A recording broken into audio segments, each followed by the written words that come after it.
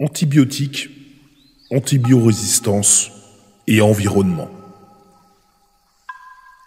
Dans un écosystème sauvage et naturel, les micro-organismes produisent naturellement des antibiotiques qui inhibent la croissance d'autres micro-organismes compétiteurs.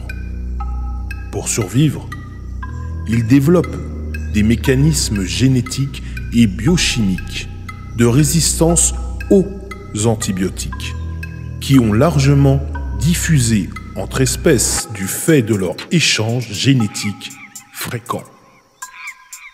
Or, depuis les années 1940, l'homme a développé de nouveaux antibiotiques et leur utilisation est devenue massive. En 15 ans, la consommation mondiale d'antibiotiques a augmenté de 65%, principalement dans les pays à revenus intermédiaires ou faibles. Ce phénomène planétaire représente aujourd'hui une préoccupation majeure en santé publique. Certaines bactéries pathogènes pour l'homme et les animaux sont devenues résistantes à la plupart des molécules antibiotiques développées par l'industrie pharmaceutique. De plus, les antibiotiques administrés à l'homme et aux animaux et les bactéries résistantes sélectionnées chez ces hôtes ont été largement disséminées dans l'environnement.